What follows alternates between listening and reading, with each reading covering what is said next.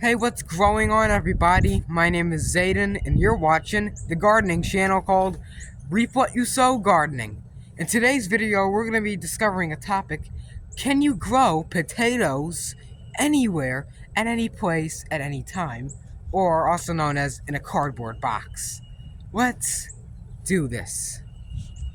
So, for many people that have balconies, dorm rooms, or even apartments, or even any normal house, this one, it's an awesome idea to grow your potatoes and even onions in cardboard boxes. But what happens if you do? Versus, of course, homemade raised beds, kiddie pools and sandboxes, or real raised beds, or in ground. So these are all my experiences I'm going to be showing with you. That I gathered all my experiences and what I can remember from growing these in different methods. So, listen. I tried growing potatoes in the ground. They did fantastic. So, actually, right here in the same spot, a couple years ago, I believe 2023, the potatoes grew and they kept on growing. And the plants got up to here. That's how tall they were. So, if you want to look at the harvest, I'll probably put a link in the description and in the pinned comment, so you can go ahead and check that. Unfortunately, I can't pin your comment because mine won't get pinned.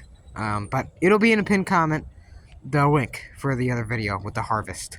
So we got a pretty bountiful harvest a couple years ago in ground, and that's because we turned the soil. So when you turn the soil, well, of course you're going to get a better harvest, because the looser the soil is and the more soft it is, the bigger and better those potatoes grow. But what if you plant a couple potatoes? What happens?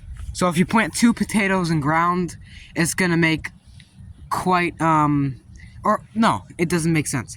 So if you plant those potatoes, with those little shoots coming out of it, if you leave 2 on maybe 1 potato, you'll get tons of you'll get a couple potatoes here and there, but they'll be big ones. So if you leave all those little shoots on them, you'll get tons of potatoes, but they'll be the little mini ones. But if you don't really care about that, that's okay. So if you want to bake potato, at least leave 2 little suckers coming off. And of course, you can't stop them all, because the potatoes always regenerate them. So you can also leave them in ground. So when the next year, hey, these potatoes are coming up. Well, it's because I left them in the ground. The little tiny little BB ones. They'll still come up next year after year after year, as long as you don't, turn that soil and chop them up. But even then, they'll still come up. Potatoes in raised beds. Of course, it's going to be better for growing, like sweet potatoes. Unfortunately, we didn't do normal potatoes in raised beds last year, but we will certainly do them this year. But last year, sweet potatoes, even though they're not even related, they grew some, decent sized potatoes, I'm not gonna lie, but they tasted really nice. They were small, but they had a great flavor. So in ground, I think for sweet potatoes, it's not really that good unless you have soft soil, like in the deep south and all those other places. It could be good for that, but normal potatoes, they like loose, sandy soil. So if you want, you can mix some play sand into your soil a little bit, and it'll actually aerate it, or perlite. You can add, so it'll aerate it and make it very, very soft for those potatoes. In boxes like this, potatoes in boxes do really well. Self-Sufficient Me has a great video on explaining how to grow potatoes in boxes, so just look up on YouTube Self-Sufficient Me potato box and you'll be able to find the video instantly. So basically all you really need for this is find some leaves somewhere, or palm fronds if you're in Florida, but basically you want to put some leaves on the bottom, right? Compost, a little bit of compost. Your potting soil, put compost on top, then put some, decent sized holes for each potato. Cover it back up. You can have this type of box, or even a deeper box is better. The deeper they are, the better they are, because the more they'll grow. And yes, the potatoes may not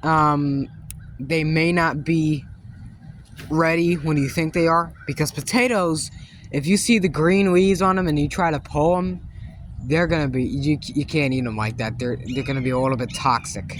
So that can actually kill you if you see a little bit of green on a potato. You can cut it out of the potato, but if it's still green inside, throw it away. It'll kill you because there's poison in it.